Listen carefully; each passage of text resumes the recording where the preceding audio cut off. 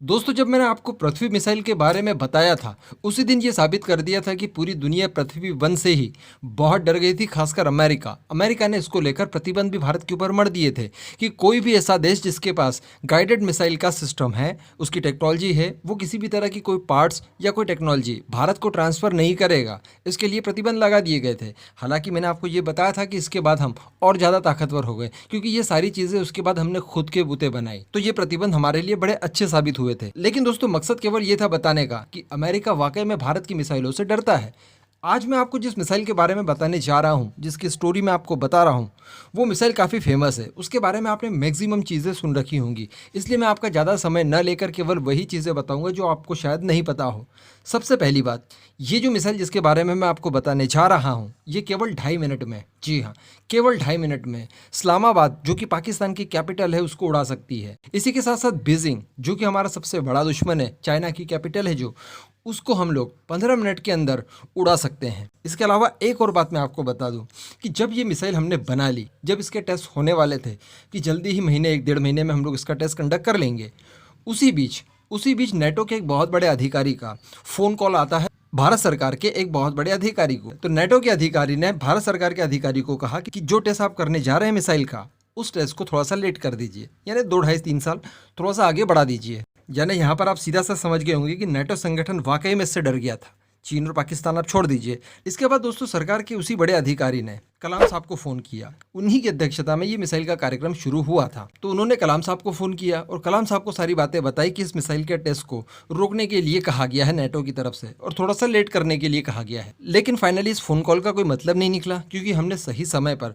जो हमारी डेडलाइन थी उसी के हिसाब से इसका टेस्ट किया और फाइनली वो टेस्ट सक्सेसफुल हुआ। और आज भारत जो दुनिया की चौथी महाशक्ति है, उस शक्ति को बनाने में इस मिसाइल का सबसे बड़ा योगदान है। जी हाँ, सबसे बड़ा योगदान है। मैं बात कर रहा हूँ अग्नि सीरीज की। IGMDP, जिसके तहत मिसाइल प्रोग्राम हमारे चलाए गए थे, जिसके तहत पृथ्वी मिसाइल का भी डेवलपमेंट हुआ था, उसी के तहत अग्नि सीरीज को भी शुरू किया गया था। हालांकि 1989 में IGMDP से इसे बाहर कर दिया गया। इसे बाहर करने का कारण ये था क्योंकि हमें और बड़ी ताकतवर और ज़्यादा रेंज वाली मिसाइलें बनानी थी, इसलिए सरकार ने इसके लिए अलग से बजट पास किया। अब दोस्तों, मैं आपको बताता हूँ कि इसकी शुरुआत कैसे हुई। एक बार दोस्तों हुआ ये कि भारत की तत्कालिक प्रधानमंत्री Shrimati Indira Gandhi ji doctor APJ Abdul Kalam sir से मिलने के लिए गई। जब उस समय अब्दुल कलाम जी DRDL के प्रमुख हुआ करते थे। जब उनके कैबिन में श्रीमती गांधी पहुंचती है, तो उस कैबिन की दीवार पर एक मैप टंगा होता है। उस मैप में कई सारे शहर दिखाई देते हैं। उन शहरों के ऊपर उंगली रख के श्रीमती गांधी ने कहा कि कलाम, हम कब इतने कैपेबल होंगे कि इन शहरों को भी हम लोग टारगेट कर पाएंगे। उस समय कलाम साहब को पता चला कि एक्चुअली जो हमने मिसाइल प्रोग्राम शुरू किया है, एक्चुअली 1983 में वो मिसाइल प्रोग्राम खत्म होगा एक इंटरकॉन्टिनेंटल बैलिस्टिक मिसाइल पर। क्योंकि श्रीमती गांधी ने जिन शहरों का जिक्र किया था, जिनकी तरफ इशारा किया था, वो शहर दुनिया के अलग अलग हिस्सों में थे। इसीलिए अग्नि सीरीज को बहुत आगे तक बढ़ाया गया। फाइनली अग्नि 5 मिसाइल को डेवलप किया गया, जिसकी रेंज 5000 किलोमीटर से 8000 किलोमीटर है। यानी 5000 किलोमीटर तो इसकी रेंज है ही। इसके अलावा हम कभी भी थोड़े से प्रयास के बाद इसकी रेंज और बढ़ा सकते हैं, जिस वजह से हो जाती है इसकी रेंज 8000 किलोमीटर। जिसके बाद चीन और पाकिस्तान के साथ साथ पूरा अफ्रीका और साथ ही साथ यूरोप के भी कई बड़े बड़े देश इसकी जद में आते हैं। तो बात कर लेते हैं अग्नि 5 की। मैंने आपको बताया कि ये एक ICBM है, इंटरकॉन्टिनेंटल बैलिस्टिक मिसाइल, जिसकी रेंज 5000 किलोमीटर से 8000 किलोमीटर है। अग्नि 5 केवल 2.5 मिनट में इस्लामाबाद, जिससे भारत की दूरी केवल 674 किलोमीटर दूर है, उसको उड़ा सकती है। और साथ ही साथ 15 मिनट में बीजिंग को, जिसकी दूरी है भारत से 3782 किलोमीटर, उसे तबाह कर सकती है। अग्नि 5 के सहारे आप 1.5 टन, जी हाँ 1.5 टन न्यूक्लियर वॉरहेड को ले जा सकते हैं। इसके बाद नंबर आता है अग्नि 4 का। अग्नि 4 अग्नि सीरीज की सबसे हल्की मिसाइल मानी जाती है। ये सतह पर मार करने वाली 4000 किलोमीटर की रेंज वाली एक बैलिस्टिक मिसाइल है। अग्नि 4 भी अग्नि 5 की तरह 1.5 टन पेलोड अपने साथ ले जा सकती है। दोस्तों, इसके बाद नंबर आता है अग्नि 3 मिसाइल का। हाइब्रिड नेविगेशन सिस्टम के साथ साथ अग्नि 3 मिसाइल प्रणाली में कंप्यूटर के जरिए कंट्रोल सिस्टम दिया गया है। इसके बाद दोस्तों नंबर आता है अग्नि 2 का। जमीन से जमीन पर मार करने वाले अग्नि 2 की रेंज है 2500 किलोमीटर। ये अपने साथ 1000 किलो तक का विस्फोटक ले जा सकता है। और दोस्तों, सबसे बड़ी बात कि अग्नि 2 को लॉन्च करने के लिए आपको केवल 15 मिनट चाहिए। जी हाँ, 15 मिनट में आप सब कुछ रेडी करके इसे फायर कर सकते हैं। इसके बाद दोस्तों नंबर आता है अग्नि 1 का।